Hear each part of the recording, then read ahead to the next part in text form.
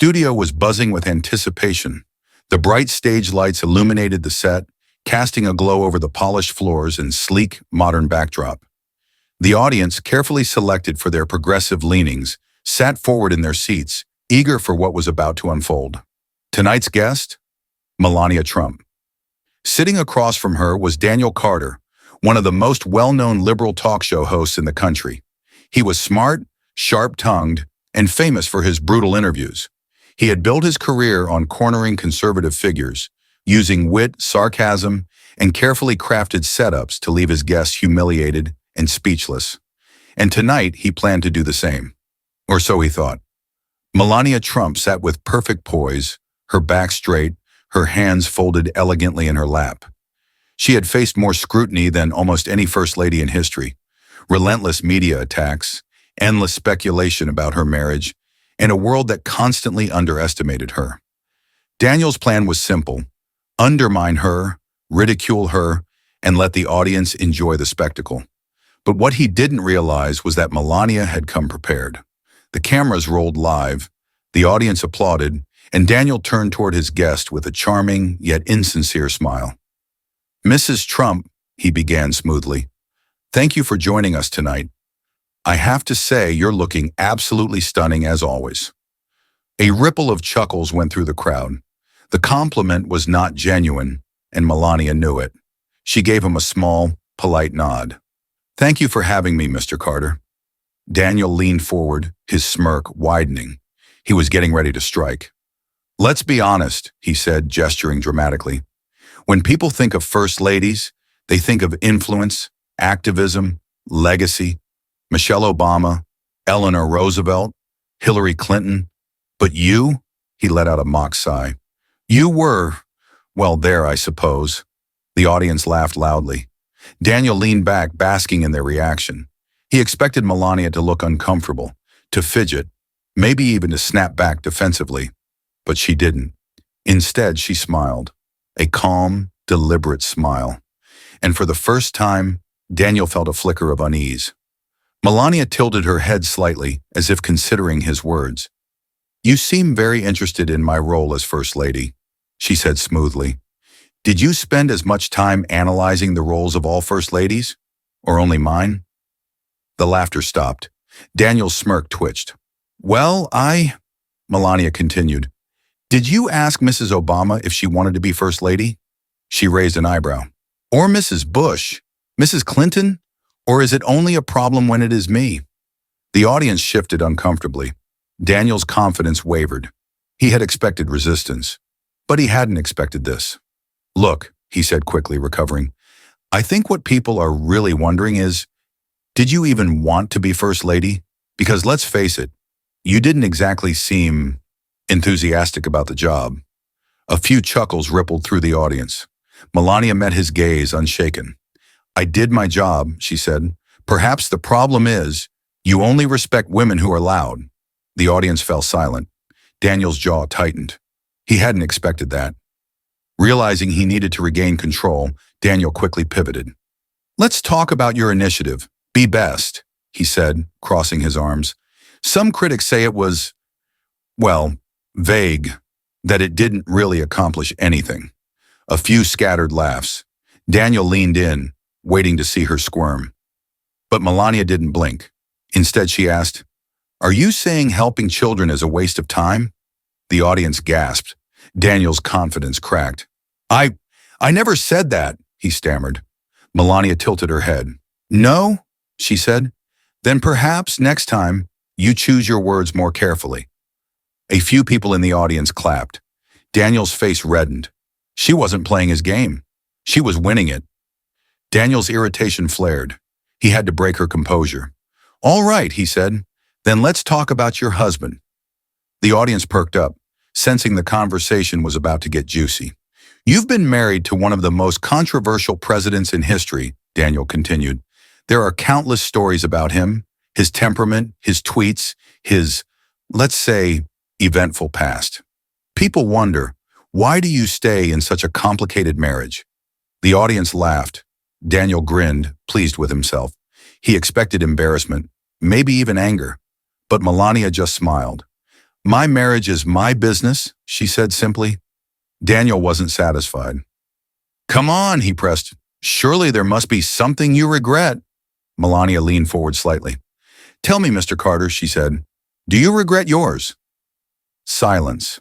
Daniel's smile vanished. The audience's laughter died instantly. He shifted in his seat. What does that have to do with... Melania's smile widened. Because, she said, no one would ask a man this question. The room went dead silent. Daniel opened his mouth to respond, but no words came out. For the first time in his career, he had nothing to say. Melania sat back, completely composed, while Daniel looked toward the producers for help. But there was no saving him. She had just flipped the script, and everyone knew it. The silence in the studio was uncomfortable, thick with tension. Daniel Carter, a man who had made a career out of controlling conversations, was at a complete loss for words. The audience, who had laughed along with him minutes ago, was now sitting in stunned silence, many of them realizing they had just witnessed something rare. Melania Trump hadn't just held her own, she had taken control, and Daniel knew it. He cleared his throat, his usual confidence shaken. This wasn't going the way he had planned, but there was still time to regain the upper hand. He forced a smile, trying to appear unfazed. Fair point, he said lightly, but let's move on to something less personal. Melania raised an eyebrow. Less personal? She repeated. After you just asked about my marriage? The audience laughed nervously. Daniel felt his grip slipping again. He pushed forward, determined to steer the conversation back into his comfort zone. All right, he said.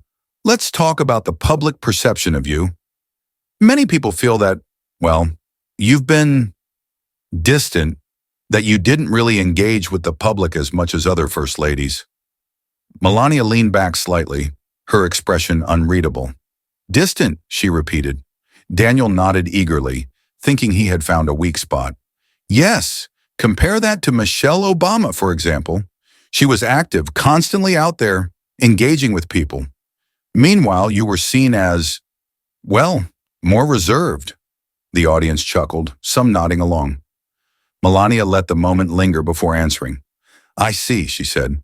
So because I do not seek constant attention, that means I was not working?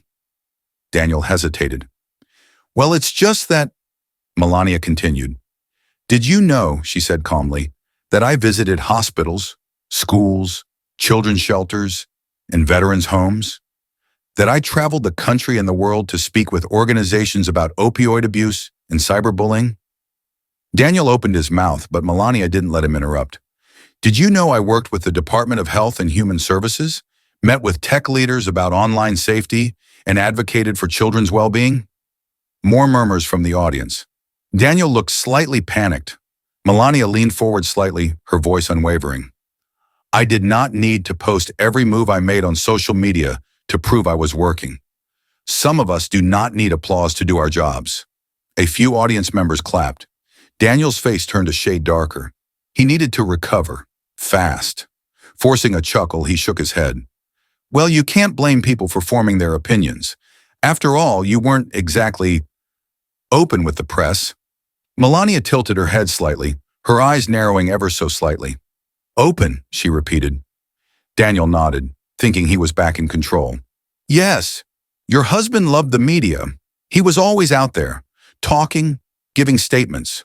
But you barely gave interviews. People never really got to know the real you. Melania sighed softly as if she had been expecting this. Mr. Carter, she said, why do you assume the real me is something I owe you? The audience gasped.